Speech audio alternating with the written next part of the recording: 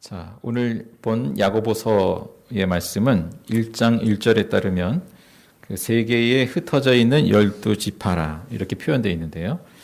12지파라 표현된 그 교회와 그리스도인들을 향해서 보낸 편지입니다. 그 어느 교회에나 또 어느 공동체에나 있을 법한 그러한 일들을 다루면서 권면하는 내용이죠. 자, 야고보서에서 중요한 권면이 있습니다. 그 하나는 1장 4절에 표현되어 있는데요. 완전하고 성숙한 사람이 되십시오 라는 권면입니다. 완전하고 성숙한 사람이 되십시오. 그럼 뭐가 완전하고 성숙한 사람일까? 할 때 그 지혜로운 사람, 하늘로부터 주어지는 지혜를 겸비한 사람으로 표현할 수 있겠습니다. 그 지혜를 강조하고 있습니다. 자, 오늘 본문에 가서 그 13절에 보시면 여러분 가운데서 지혜 있고 이해력에 있는 사람이 누구입니까? 그러한 사람은 착한 행동을 하여 그의 행실을 나타내 보이십시오. 그 일은 지혜에서 오는 온유함으로 행하는 것이어야 할 것입니다. 자, 지혜에서 오는 온유함으로 행하는 것이어야 할 것입니다. 했습니다. 자, 이 지혜롭다라는 것이 그 온유함으로 행하는 것과 연결되어 있습니다. 그렇게 나타난다는 거죠. 자, 1장으로 가시면 19절, 21절까지 그 내용에 보시면 비슷한 내용이 담겨 있습니다.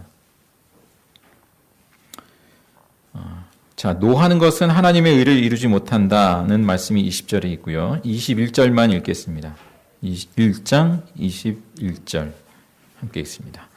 그러므로 더러움과 넘치는 악을 모두 버리고 온유한 마음으로 여러분 속에 심어주신 말씀을 받아들여야 합니다. 그 말씀에는 여러분의 영혼을 구원할 능력이 있습니다. 자, 온유한 마음으로 여러분 속에 심어주신 말씀을 받아들여야 합니다. 했습니다. 자, 지혜롭다는 것은 하늘로부터 지혜를 받는다는 것은 온유한 마음으로 여러분 속에 심어주신 말씀을, 내게 주신 말씀을 받아들이는 것으로 표현됩니다. 그 하늘의 지혜를 덧입을 때 우리 안에 있는 어떤 더러움과 죄악은 버리고 온유한 마음으로, 달리 말하면 겸허하게 말씀을 받아들이고 그것을 행하는 사람. 이 지혜로운 사람이죠. 자, 이 온유하다는 것을 한마디로 한번 표현해 보죠. 하나님의 말씀으로 빚어지는 사람. 하나님의 말씀으로 계속해서 빚어져 가는 사람. 이 사람이 지혜의 사람이다. 자, 하나님의 말씀으로 우리의 관점이 바뀌는 거예요. 사람을 바라볼 때 예전에는 외모로 판단하고 했다면 이제는 그 하나님의 지혜를 덧입어서 그 지혜의 관점으로 그 사람을 더 온전하게 보게 됩니다. 또 이 시대와 세상을 그 말씀의 창을 통해서 다르게 바라보게 됩니다. 또 야고보서의 내용에 보면 하나님의 말씀으로 그 자기의 혀를 다스리는 것, 그 언어를 다스리는 것, 그리고 마음을 다스리는 것, 마음이 빚어져가는 것을 말씀해주고 있고요. 자, 이러한 온유함, 그러니까 하나님의 말씀에 늘 이렇게 빚어져가는 그러한 상태, 그러한 사람. 이 온유함이라는 것은 특히 어떤 갈등의 상황이 있을 때 더 부각이 된다라고 봐져요. 막 갈등의 상황이 되면 없던 감정이 막 생기고 밑에 있던 감정이 막 끌어오르지 않습니까? 격분을 하게 되고 분기탱천하게 되고 그러지 않습니까? 그러나 그러한 가운데에서도 하나님의 말씀 아래 이렇게 붙들려 있는 것. 하나님의 말씀 아래 자기의 내면이 붙들려 있는 것. 그것이 온유함이죠. 자, 오늘 읽은 말씀, 이어지는 말씀에 보면 이 온유함으로 행하는 것, 이 하늘의 지혜로 행하는 것과 대조되는 모습을 나타내 주는데요. 14절에 보면 지독한 시기심과 경쟁심을 품는 그러한 모습. 여러분의 마음속에 지독한 시기심과 경쟁심이 있으면 자랑하지 말고, 여기서 자랑하지 말고는 지혜가 있는 것처럼 자랑하지 말아라. 그런 의미가 되겠습니다. 진리를 거슬러 속이지도 마십시오. 그것 자체가 이미 진리를 거슬러 속이는 것이 되죠. 이 진리라고 하는 것을 영적인 실상이라고 한다면 내 영적인 실상은 시기심이 있어요. 경쟁심이 가득해요. 그런데 내 입으로는 소위 지혜를 말해요. 그러면서 나는 지혜롭다고 생각해요. 그러면 그거는 자기를 속이는 것이다 라는 것이죠. 진리를 거슬러 속이는 것이다. 그러한 것이 내면에 가득해 있다면 그것은 지혜로운 것과는 거리가 있다라는 것입니다. 자, 이어지는 말씀 15절 이하에 보면 이러한 지혜는, 그러니까 시기심과 경쟁심이 있는, 그래서 결국은 분당을 일으키기도 하고 하는 그러한 지혜는 위에서 내려온 것이 아니라 땅에 속한 것이고 육신에 속한 것이고, 육신에 속했다는 것은 그 영적인 것이 아니라는 거죠. 육신에 속한 것이고 악마에게 속한 것입니다. 사단 마귀에게. 시기심과 경쟁심이 있는 곳에는 혼란과 온갖 악한 행위가 있습니다. 그랬습니다. 자, 이어서 17절의 말씀을 읽습니다. 그러면 위에서 오는 지혜는 어떤가? 17절을 다시 한번 읽겠습니다. 그러나 위에서 오는 지혜는 우선 순결하고 다음으로 평화스럽고 친절하고 온순하고 자비와 선한 열매가 풍성하고 편견과 위선이 없습니다. 성령의 열매 비슷한 것 같아요. 갈라디아에서 나오는 그 야고보서에서 말하는 지혜, 그 위에서 오는 지혜, 순결하고, 그러니까 두 마음이 아니라는 것이죠. 하나님을 섬기는 그 마음으로 채워져 있는, 그러니까 그 안에 어떤 불의와 어떤 죄의 어떤 의도가 함께 공존하지 않는 순전한 마음. 또 평화스럽고 평화를 이루는, 화평을 이루는. 왜 어떻게 평화를 이루는가? 그 이어지는 친절하고 온순하고 라는 표현처럼 그렇게 대응하기 때문에 평화를 이루게 되는 것이죠. 그리고 자비와 선한 열매가 한 묶음으로 되어 있습니다. 자비가 있는 사람에게서 선한 열매가 나타납니다. 그 다음 마지막 절 18절 말씀 함께 있습니다. 정의의 열매는 평화를 이루는 사람들이 평화를 위하여 그 씨를 뿌려서 거두어들이는 열매입니다. 예, 정의의 열매, 하나님의 정의라는 것, 그것은 그 앞에서 이야기했듯이 그렇게 온유하게 평화를 이루는 사람들이 그렇게 씨를 뿌림으로 해서 거두어들이는 것, 그것이 하나님의 정의다 라는 것이죠.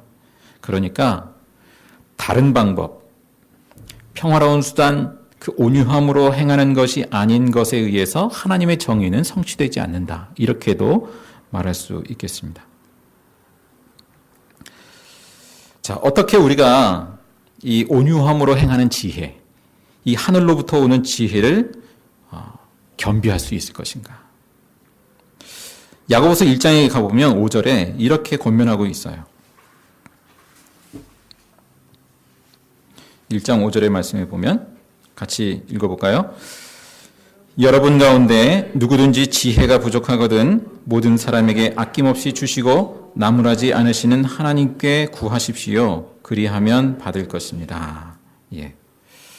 믿음으로 구하는 모든 자에게 하나님이 선물로 그 약속된 것, 그것이 하늘로부터 오는 지혜임을 말씀해 주고 있습니다.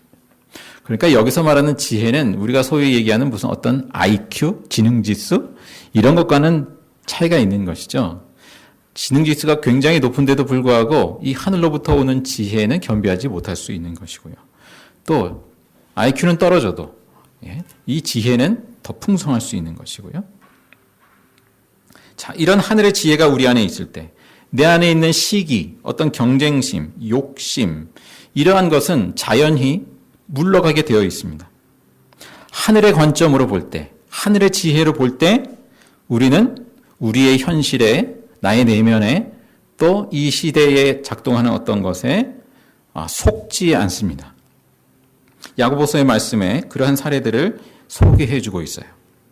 우리가 한번 그 사례들을 한번 몇 가지 보겠습니다. 첫째는 우리 1장 9절 이하에 있는 내용을 부터 보겠는데요. 거기 소제목에 달려있듯이 가난과 부요함에 대해서 말씀하고 있습니다. 하늘로부터 임하는 지혜는 우리가 가난에 처했을 때, 또 부요함에 처했을 때 그것을 분별해 보게 합니다. 9절에 있는 말씀이 비천한 신도는 자기가 높아지게 된 것을 자랑하십시오. 내가 어려운 형편에 처해 있어요. 근데 믿음 안에서 하나님께서 나를 성도로서 높여 세우신 그 정체성, 그 위상을 오히려 자랑하라. 그것을 바라보라고 합니다. 반면에 10절에는 부자는 자기가 낮아지게 된 것을 자랑하십시오. 부자는 풀의 꽃과 같이 사라질 것이기 때문입니다.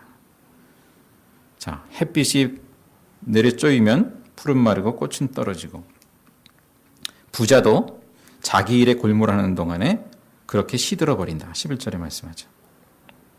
자, 이 사실을, 재물에 대해서 이 사실을 깨닫고 하나님 깨닫는 사람, 그 하나님이 자기 자신을 어떤 모양으로든 낮추실 때 이 부한 가운데 있는 사람은 그것을 기뻐하라는 것이죠. 하나님께서 나를 낮추실 때 기뻐하라는 것이죠. 그렇지 않으면 그 재물과 함께 몰락하게 되고 말 것이다. 야고보서에서는 5장에서도 부자에 대한 어떤 권면, 경고의 말씀을 담고 있습니다.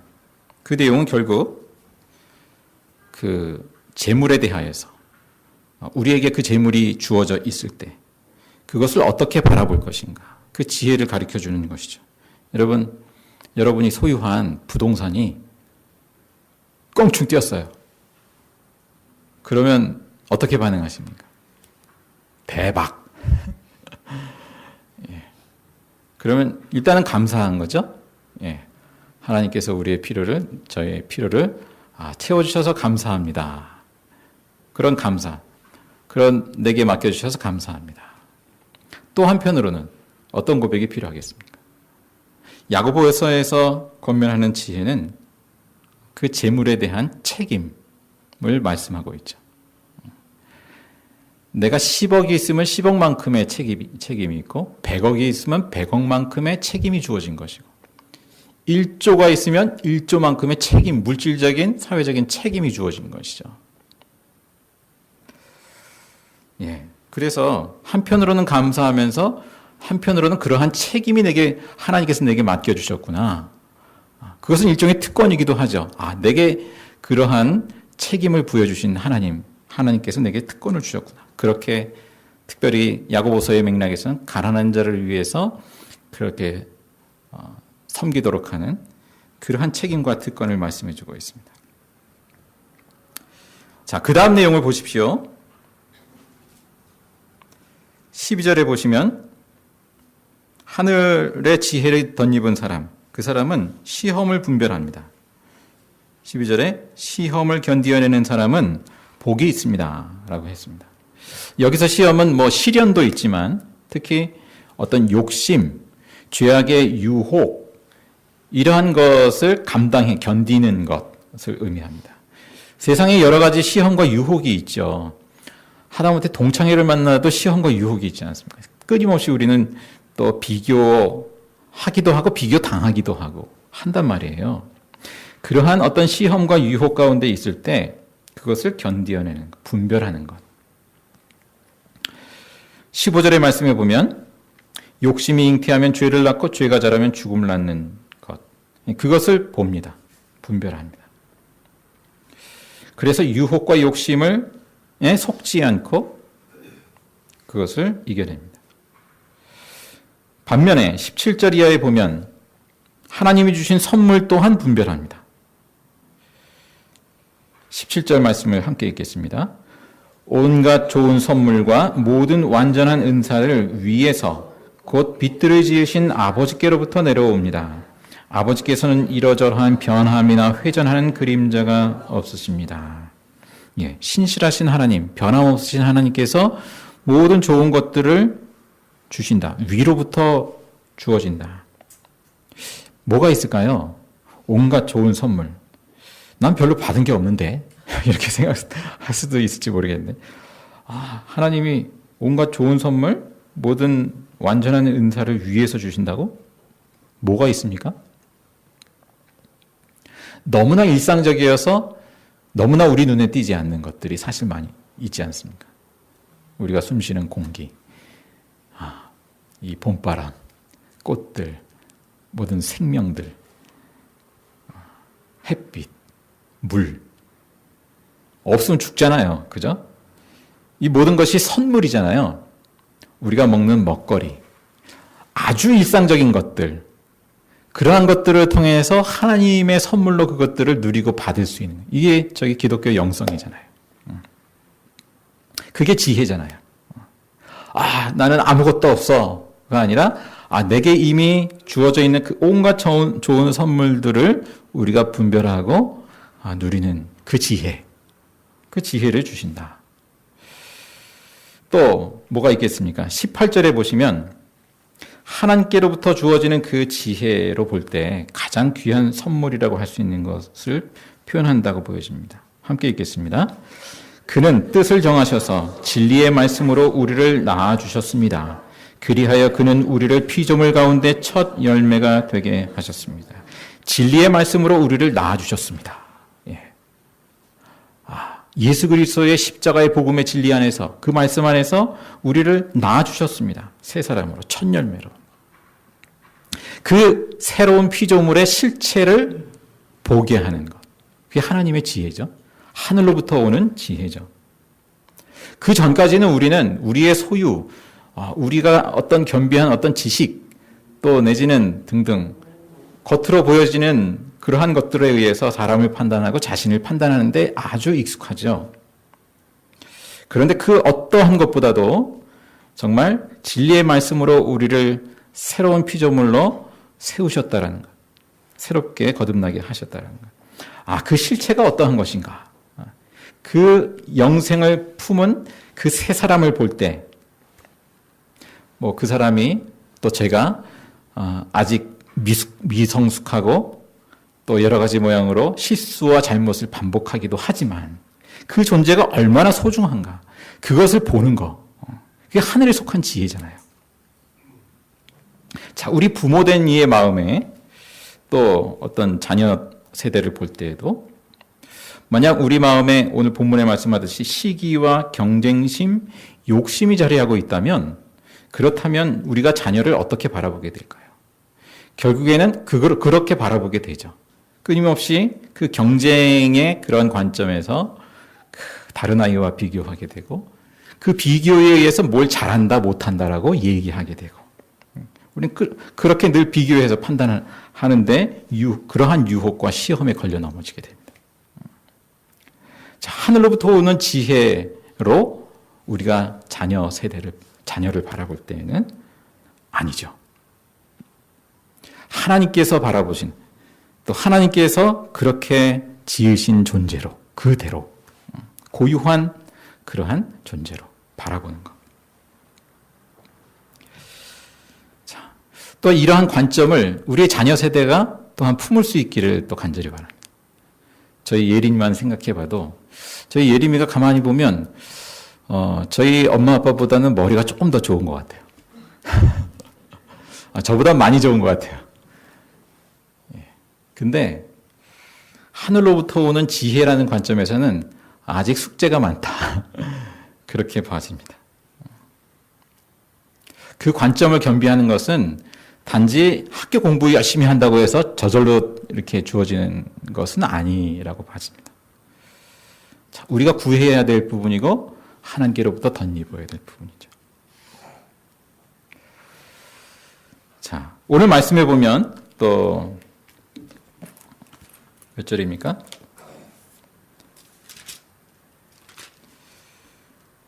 예, 17절의 말씀에 위에서 오는 지혜는 우선 순결하고 다음으로 평화스럽고 친절하고 온순하고 자비와 선한 열매가 풍성하고 편견과 위선이 없습니다. 결국 하나님께로부터 오는 그 지혜는 우리로 하여금 편견을 벗어나게 하죠. 예. 나도 모르게 위선을 행하게 되는데요. 바리새인과 서기관들이 자기 자신을 보지 못하지 않습니까? 우리 역시 마찬가지로 나도 모르게 위선 그리고 편견에 붙들리게 되는데요. 하늘의 지혜를 우리가 덧입을 때 그로부터 더 벗어나서 한 사람의 그 온전한 하나님의 사람으로 성숙해져 가게 되죠. 이 부분에서 편의상 저를 대상으로 한번 예를 들어보겠습니다. 자, 두 그룹이 있습니다. 한 그룹 있고 또 한 그룹이 있습니다. 이 한 그룹은 저의 장점, 저의 잘난 점이 얼마나 있을까 모르겠습니다만 잘한 것만 이야기합니다. 그리고 이 그룹이 이야기하는 것만 반복적으로 들은 사람들이 있습니다. 그 사람들은 어떻게 저를 바라볼까요? 굉장히 긍정적으로 생각하겠죠? 또 한 그룹이 있습니다. 이 그룹은 저의 그 허물, 실수, 단점 이런 것만 얘기합니다. 다 사실입니다. 이쪽도 사실을 얘기한 거고요. 이쪽도 사실을 얘기한 거예요. 이쪽에 사람들이 이야기하는 것만 들은 사람들은 또 저를 어떻게 바라보겠습니까? 굉장히 부정적으로 바라보겠죠. 100% 사실을 얘기했어요. 이쪽도 100% 사실을 얘기했어요. 사실은. 그런데 그 이야기를 들은 사람들은 사실을 들었지만 뭔가요? 편견을 갖게 되죠. 이쪽도 마찬가지로 편견을 갖게 되죠. 사실을 들었지만 또 이 얘기했지만 진실에 접근하는 데는 오히려 걸림돌이 되고 맙니다. 한 사람을 온전하게 바라보는데 오히려 걸림돌이 됩니다. 결국 우리가 그 양면을 다 볼 필요가 있겠고 그 이전에 하늘로부터 보는 관점을 우리가 겸비해야 할 필요가 있겠구나. 이쪽 편의 이야기를 들으면 이쪽 편의 이야기가 맞고 저쪽 편의 이야기를 들으면 저쪽 편의 이야기도 맞아요. 그러나 더 중요한 것은 하늘로부터 보는 관점. 우리가 누군가를 보든지 어떤 사태를 보든지 하늘로부터 보는 지혜로부터 임한 그 관점을 겸비하는 것. 이게 꼭 필요하겠구나라는 것이죠. 근데 참 이러한 일들이 사회 곳곳에서도 일어나거니와 교회에서도 간간히 일어나는 것을 또 주변에서 보게 됩니다. 어떤 갈등의 국면이 있을 때 이쪽도 사실을 얘기해요. 이쪽은 상대편의 흠을 이제 얘기하는 거죠. 그죠? 근데 그게 뭐 사실 맞는 얘기예요. 이쪽 편은 또 이쪽에 대해서 또 흠을 얘기해요. 뭐 또 맞는 얘기예요. 예. 100%는 아닐지라도. 이 양쪽의 사이에 과연 대화가 가능할까? 양쪽 다 사실을 말하지만 대화는 굉장히 어려울 것이다. 그렇게 얘기해줍니다. 저에 대해서 양쪽에 만약에 그러한 그룹이 있다면 그 그룹이 서로 대화가 가능할까? 참 어려운 일이다. 단지 어느 한쪽 편이 아니라 그 이전에 하늘로부터 임하는 그 지혜의 관점, 하늘의 관점으로 본다라는 것이 무엇일까를 우리가 곰곰이 생각해 봐야 되겠습니다. 자, 이러한 일들이 또 저는 이렇게 언론을 보면서도 이렇게 또 많이 그런 면들이 드러나게 되는 것을 보게 됩니다. 상대방을 향한 비판에는 아주 예리하고 같은 편에 대해서는 굉장히 두리뭉실하고 내지는 그냥 침묵하고 이러한 것을 보게 되거든요. 각 언론마다 편이 있어요. 그러니까 우리가 한쪽의 얘기만 들으면 맞는 말인데 그런데 나는 편견에 점점 쌓이게 됩니다. 이쪽의 얘기만 듣는 사람은 또 이쪽 얘기만 듣는 사람들대로 맞는 말인데 또 편견에 쌓이게 됩니다. 우리는 그 양극단을 피할 필요가 있겠구나. 하늘의 관점으로 먼저 바라볼 필요가 있겠구나. 그리고 상대방의 이야기를 듣는 귀가 필요하겠구나. 아, 그게 하늘에 속한 그 지혜의 사람의 태도이겠구나.